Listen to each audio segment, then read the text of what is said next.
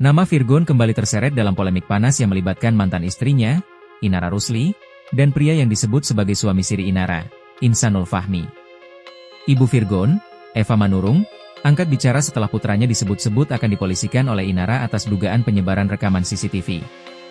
Isu ini bermula dari beredarnya rekaman CCTV yang memperlihatkan dugaan perselingkuhan Inara dan Insanul di rumah Virgon, rumah yang juga ditempati ketiga anak penyanyi tersebut. Rekaman itu kini berada di tangan Wardati Namawa, istri sah Insanul Fahmi. Muncul dugaan bahwa Virgonlah yang menyerahkannya. Diketahui, Virgon memang memiliki akses penuh ke sistem CCTV di rumah untuk memantau aktivitas anak-anaknya.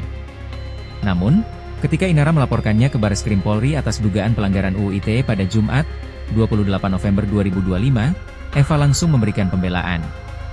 Menurutnya, tidak ada unsur pelanggaran karena rekaman tersebut bukan disebarkan ke publik, melainkan hanya diberikan kepada istri sah Insanul. Tidak hanya membela putranya, Eva juga menyoroti tindakan Inara dan Insanul yang diduga berhubungan layaknya suami istri di dalam rumah Virgon, tempat tinggal anak-anaknya. Menurut Eva, jika memang ada pihak yang berhak melapor, justru Virgonlah orangnya.